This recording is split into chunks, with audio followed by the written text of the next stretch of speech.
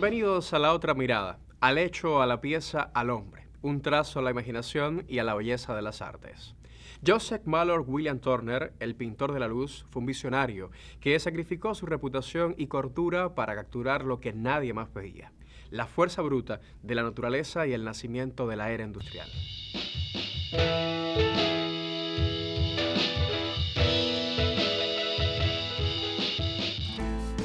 La obsesión de Turner no era el detalle, era la fuerza invisible que lo arrasa todo. Por eso lo llamaron el pintor de la luz. Pero la verdad es que pintó la oscuridad detrás de la luz. Una barca perdida en medio del mar. El cielo no es azul. Es una herida abierta de fuego y sombras. Las olas no describen, devoran. Y en esa escena, donde cualquiera vería miedo, Joseph Mallord, William Turner veía revelación. Pintaba la furia del agua como si fuera escritura divina, la luz rasgando la tela como un juicio. No ofrecía calma, ofrecía catástrofe, y, sin embargo, sus cuadros hipnotizaban. El espectador sentía que no miraba un paisaje, sino su propio destino reflejado en la tormenta. Nació en una Inglaterra que se industrializaba a toda máquina, pero nunca dejó de mirar al mar como si fuera un espejo de la clase humana.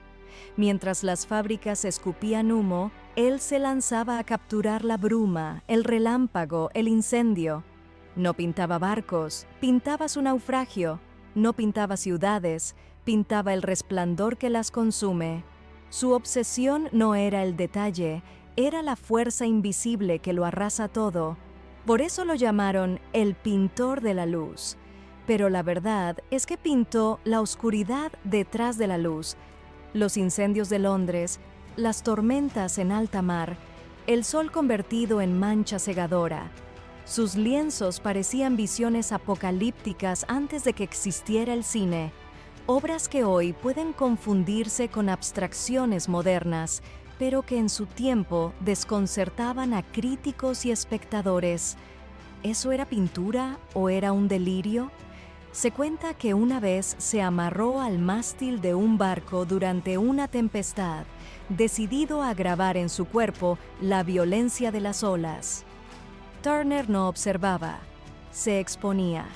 No buscaba belleza amable, buscaba la verdad brutal de la naturaleza, la certeza de que frente a la tormenta, el ser humano es apenas un punto que tiembla.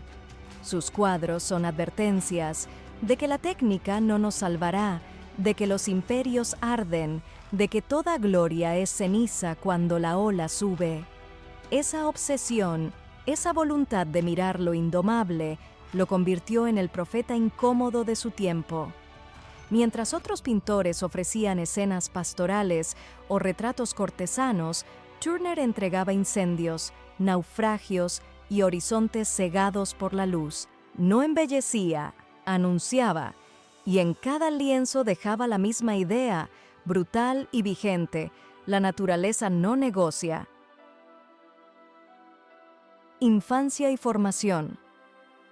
Londres, 1775. La ciudad aún olía a carbón húmedo y a río turbio. Joseph Mallord, William Turner, nació en el barrio de Covent Garden, hijo de un barbero y de una madre que pronto caería en la enfermedad mental. Su infancia fue áspera, marcada por la ausencia emocional y la necesidad de sobrevivir. Pero ya entonces aparecía la primera constante de su vida: el dibujo como refugio. Su padre colgaba los bocetos en la barbería y los clientes compraban algunos por unas pocas monedas. Era apenas un niño y ya intuía que el arte podía abrirle una grieta en la miseria. Con 11 años fue enviado a vivir con un tío en Brentford, a orillas del Támesis. Esa mudanza fue decisiva. El río se convirtió en su primera obsesión. Copiaba puentes, barcos, reflejos de luz sobre el agua. Allí nació la relación que marcaría toda su obra, la del hombre enfrentado al paisaje acuático, una lucha desigual que Turner nunca dejaría de pintar. En 1789, con apenas 14 años, ingresó como estudiante en la Royal Academy of Arts. Sus maestros reconocieron de inmediato un talento extraño, no la precisión académica, sino la capacidad de transformar un apunte en atmósfera. Se formó copiando a los clásicos, desde Poussin a Claude Lorrain, pero lo que realmente lo fascinaba era el poder de la luz en esos cuadros. Turner no veía ruinas romanas, veía soles que incendian el horizonte. Para sobrevivir, trabajó como topógrafo y acuarelista. Recorrió pueblos y montañas de Inglaterra, registrando paisajes que vendía a viajeros y coleccionistas. Esos encargos prácticos le dieron dos herramientas cruciales: la disciplina de observar con precisión geográfica y la habilidad de condensar vastos territorios en una hoja de papel. Entre 1790 y 1800, sus acuarelas circularon en exposiciones y revistas hasta que empezó a ganar un nombre propio. En 1796, expuso su primera gran obra al óleo en la Royal Academy, Fisherman at Sea. Un mar oscuro, una luna que apenas ilumina las olas, una barca frágil en medio del abismo. Tenía solo 21 años y ya estaba anunciando lo que sería su sello, la fragilidad humana frente a un escenario inmenso e incontrolable. Los viajes ampliaron su horizonte. En 1802 cruzó el Canal de la Mancha y conoció Suiza, Italia y Francia. En Venecia descubrió la relación entre agua y reflejo como un espectáculo en sí mismo. En Roma, la luz mediterránea le reveló que el sol podía ser protagonista absoluto de un lienzo. Allí comprendió que el color no era solo ornamento, era una fuerza capaz de borrar la forma y convertir un cuadro en experiencia. Turner era, al mismo tiempo, un hombre de academia y un rebelde solitario. Aceptaba encargos oficiales, exponía regularmente en la Royal Academy, acumulaba reconocimiento, pero siempre volvía a su obsesión: el mar, la tormenta, la catástrofe natural. Mientras muchos de sus contemporáneos pintaban escenas pastorales o batallas gloriosas, él insistía en que el verdadero drama estaba en las nubes que se abren antes del rayo o en el agua que se traga a un barco entero. En su juventud ya se advertía esa doble condición que lo definiría: profundamente inglés y, a la vez, intempestivo. Inglesa era su formación académica, su disciplina y su oficio. Intempestivo era su modo de arriesgar la forma hasta casi disolverla en manchas de color. Para los críticos conservadores, era un pintor talentoso pero peligroso, demasiado inclinado a lo atmosférico, a lo inacabado. Para Turner, en cambio, lo inacabado era el único modo honesto de representar una naturaleza que nunca se deja atrapar del todo. A comienzos del siglo XIX ya era miembro asociado de la Royal Academy, con una carrera en ascenso. Pero lo que realmente importaba no era el prestigio institucional, era que había encontrado su voz. Turner había nacido en la miseria, crecido entre sombras, formado en la disciplina académica y alimentado por viajes que lo llevaron de los Alpes al Mediterráneo. Todo ese trayecto lo preparaba para lo que estaba por venir, una revolución pictórica que transformaría al paisaje en un lenguaje de advertencia.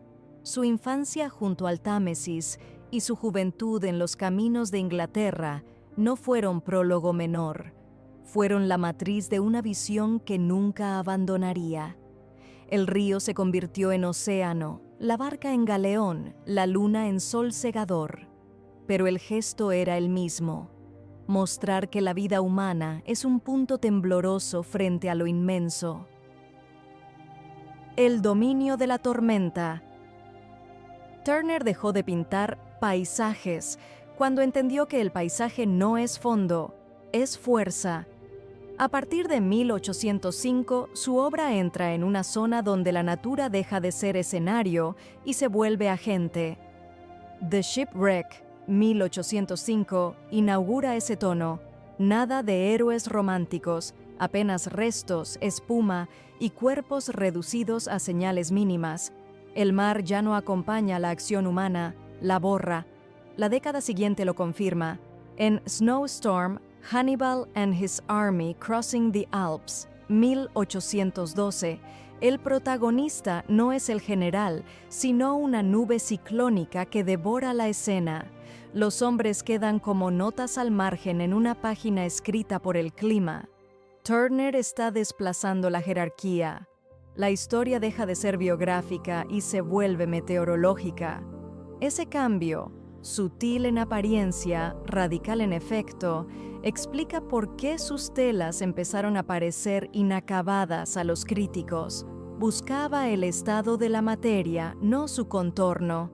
Mientras tanto, Turner sistematiza su visión con herramientas de difusión. Entre 1807 y 1819 publica el Liber Studiorum, una serie de grabados donde clasifica tipos de paisaje: marino, montañoso, histórico, arquitectónico. Es un manual de estrategia visual. Demuestra que puede dominar todas las categorías, pero que su apuesta será llevarlas al límite de la atmósfera y la luz.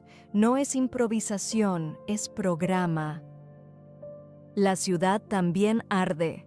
El 16 de octubre de 1834, el incendio del Parlamento convierte Londres en un espectáculo de fuego.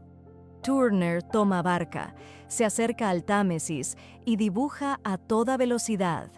De ahí saldrán dos lienzos, The Burning of the Houses of Lords and Commons, 1835, que no documentan edificios tanto como radiografías de calor.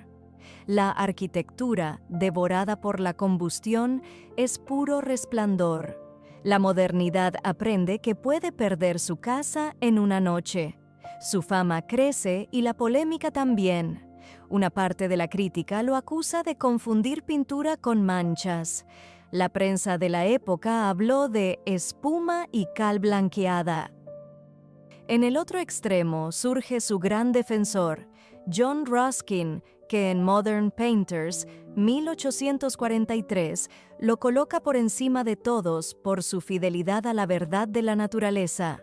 Turner tiene detractores ruidosos y un apologista de primera línea. La batalla pública le da combustible para ir más lejos. En 1840 presenta The Slave Ship, título original Slavers Throwing Overboard the Dead and Dying, Typhoon Coming On, un sol sanguíneo, un mar que tritura. Al acercarse, cadenas y miembros que emergen del agua. La obra remite al caso Song, 1781, cuando una tripulación arrojó esclavos al mar para cobrar el seguro. Turner había leído a Thomas Clarkson y acompaña el cuadro con versos de su propio poema, Fallacies of Hope. No es un tema pintoresco, es un alegato en plena ola abolicionista. El Gran Congreso Antiesclavista se celebra en Londres ese mismo 1840. El clima no aparece como consuelo, es un juicio. El tifón viene y no negocia. Snowstorm, Steamboat off a Harbor's Mouth, 1842, intensifica el vértigo. La tela es un remolino que casi se traga al barco. El centro apenas se intuye, el horizonte desaparece. Ruskin transmitió la célebre versión de que Turner afirmó haberse expuesto a una tormenta amarrado a un mástil para ver cómo era. Sea literal o no, la verdad pictórica está ahí. La pincelada es mareo, no hay bordes firmes donde el ojo pueda descansar.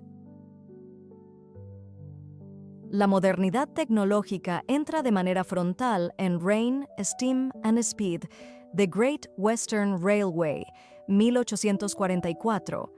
Un tren emerge sobre el puente de Maidenhead de Brunel. Vapor, lluvia, velocidad. La máquina no se describe, aparece como aparición. En primer plano corre una liebre mínima, símbolo de rapidez y de vida frágil. Inglaterra celebra el progreso. Turner pregunta ¿a qué precio? Es una imagen madre de nuestra ansiedad tecnológica. Avance y borramiento en la misma pincelada. Un año antes había pintado The Fighting Temeraire, 1839. Epitafio para el navío que combatió en Trafalgar. Un remolcador de vapor arrastra al gigante hacia el desguace mientras el sol se pone. La nación entiende el mensaje sin sermón. Fin de era. 2 tecnologías en una misma cinta. Vela que muere, vapor que manda. Por eso la obra sigue tocando una fibra popular tan profunda en el Reino Unido. No es nostalgia, es duelo. Turner avanza también por técnica. Trabaja con veladuras y esfumados, raspa con la espátula, arrastra pigmento con el pulgar, usa McGill P, gel de aceite resina, que le da a la pintura esa vibración casi húmeda y que, para desgracia de conservadores, oscurecerá algunas zonas con el tiempo.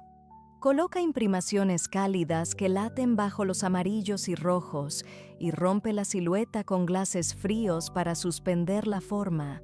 En sus últimos años, el motivo se disuelve en atmósfera, prefigura el impresionismo por libertad de luz y, más lejos, el expresionismo y la abstracción lírica por intensidad emocional. Importa subrayarlo. No abandona el dibujo por incapacidad, lo sacrifica deliberadamente para que la luz gane. Por eso su pintura no envejece como capricho, lo hace como método. En Hannibal, la tormenta borra la épica humana. En The Slave Ship, el color acusa un crimen. En Rain, Steam and Speed captura el zumbido mental de la tecnología que nos excede. En Snowstorm, la forma cae como quien pierde el equilibrio. Un único planteamiento: demostrar que la escala de lo natural rebasa cualquier relato de dominio. El mensaje llega limpio al presente. Donde el siglo XIX se veía a sí mismo invencible, Turner pinta vulnerabilidad. Donde el mercado quiere imágenes calmas para colgar, él entrega inestabilidad. Donde la política quiere epopeyas humanas, él desplaza la cámara hacia el cielo y el agua, no dibuja catastrofismo gratuito, construye conciencia de límite. Por eso su obra sigue siendo lectura de actualidad, no reliquia victoriana. Temeraire enseña a despedirse de una grandeza que ya no vuelve. Snowstorm explica lo que se siente cuando el mundo, literal o simbólicamente, se pone de pie contra nosotros. Turner no buscó hacer bonito, buscó que el ojo entendiera lo que el lenguaje niega, que ninguna potencia humana, imperio, comercio, máquina, está a salvo cuando cambian los vientos. Esa certeza convierte sus lienzos en algo más que pintura. Son instrumentos de percepción. Y una vez que miras el mar con Turner, ya no lo ves igual. El Turner incómodo. Turner alcanzó reconocimiento y fortuna, pero nunca encajó del todo. Su carácter era tan áspero como sus pinceladas, desconfiado, solitario, impredecible. Compró propiedades, invirtió en arte, acumuló riqueza, pero prefería pasar días enteros encerrado en habitaciones húmedas, cubiertas de lienzos inacabados, con la ropa manchada y el cabello revuelto. Sus colegas de la Royal Academy lo consideraban un genio incómodo, indispensable y al mismo tiempo insoportable. Su vida íntima era opaca. Nunca se casó, pero tuvo 2 hijas con Sarah Danby, relación que mantuvo en discreción. En sus últimos años vivió con Sophia Booth en Chelsea, casi como un anacoreta urbano, usando nombres falsos, evitando visitas, temiendo que el mundo lo recordara por sus debilidades más que por sus obras. La posteridad lo descubriría en contraste, un hombre que pintó la luz más radical, pero que eligió la penumbra para su existencia. La crítica, por su parte, se volvió más agresiva conforme él se alejaba de la figuración. En las exposiciones de la Royal Academy, los visitantes se burlaban de sus lienzos abstractos antes de tiempo. Había quienes decían que Turner ya no pinta, incendia. Otros hablaban de manchas, escupitajos de color, visiones que ofendían al gusto académico. El propio William Hazlitt lo atacó con saña, acusándolo de sacrificar la forma a favor de un delirio atmosférico. Y, sin embargo, ahí estaba la paradoja. Mientras lo despreciaban en salones, vendía bien en el mercado. Los coleccionistas compraban porque intuían que había algo irrepetible en esos lienzos que parecían humo atrapado en tela. Su público no era el mismo que aplaudía a Constable o a los retratistas oficiales. Era un público menor, más excéntrico, dispuesto a ver más allá de la terminación. Turner no pintaba para complacer, pintaba para adelantarse. A partir de la década de 1830, su aislamiento se intensifica. Pasa temporadas enteras mirando el Támesis desde Chelsea, obsesionado con la niebla y los reflejos. Sus últimos cuadros parecen visiones febriles, soles que se expanden como explosiones, mares que ya no tienen línea de horizonte, espacios en los que la figura humana desaparece por completo. Es el triunfo de la luz y la atmósfera y el entierro definitivo de la forma académica. Ese Turner final no fue comprendido. La generación victoriana lo veía como un pintor decadente, un genio que se había extraviado en el exceso. Solo algunos pocos, Ruskin entre ellos, insistieron en que su aparente caos era, en realidad, fidelidad a la naturaleza misma. Lo que el ojo común llamaba mancha era para Ruskin la forma exacta en que el mundo se manifiesta cuando todo cambia a la vez. En 1851, enfermo de cólera, Turner muere en Chelsea. Sus últimas palabras, según se cuenta, fueron "The sun is God". Era coherente. Había pasado toda su vida pintando la luz como si fuera la única deidad posible. En su testamento dejó cientos de obras a la nación británica, con la condición de que se conservaran juntas. No pedía honores ni monumentos, pedía continuidad para su visión. Lo trágico es que su legado inmediato fue la incomprensión. En la segunda mitad del siglo XIX, sus telas más audaces quedaron arrumbadas, consideradas excesos de un viejo extravagante. Solo décadas después se reconoció que había abierto un camino hacia la modernidad. Impresionismo, expresionismo, abstracción. Todos estaban, de alguna forma, anticipados en ese hombre que prefirió ser ridiculizado en vida antes que pintar lo que los demás esperaban. Turner terminó como vivió, incómodo. Incómodo para la academia, incómodo para sus colegas, incómodo para la posteridad que no supo leerlo hasta tarde. Pero esa incomodidad fue su coherencia. Mientras Inglaterra celebraba el poder de su imperio, él fue el profeta que recordó que ningún poder humano es invencible cuando la naturaleza se levanta. Legado y vigencia. Tras su muerte, la Inglaterra victoriana no supo qué hacer con Turner. Unos lo canonizaron como paisajista nacional, otros lo despreciaron como excéntrico. Sus obras más radicales quedaron guardadas en sótanos, consideradas fallidas, hasta que la modernidad las rescató como revelaciones. Cuando Monet y los impresionistas llegaron a Londres huyendo de la guerra, descubrieron en la niebla del Támesis lo que Turner ya había pintado medio siglo antes: la luz como materia. Kandinsky, enfrentado al dilema de abandonar la figuración, vio en Turner un precursor de la abstracción. Rothko y los expresionistas americanos reconocieron en él la idea de la pintura como experiencia atmosférica, un espacio emocional más que narrativo. Hoy, al recorrer la Tate Britain y enfrentarse a sus lienzos, lo que impacta no es el academicismo de sus primeros paisajes, es la audacia de los últimos. Esos cuadros de mares en llamas, de soles que revientan en el lienzo, de barcos que desaparecen en la tormenta, parecen pintados no para su siglo, más bien para el nuestro, porque Turner fue, sobre todo, un visionario del desastre.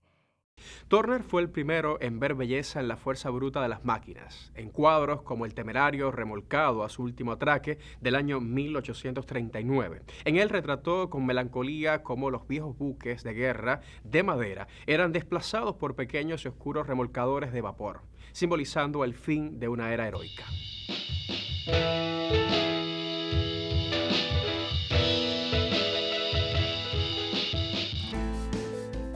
Turner no solo pintaba paisajes, pintaba el nacimiento de un nuevo mundo y el fin de otro.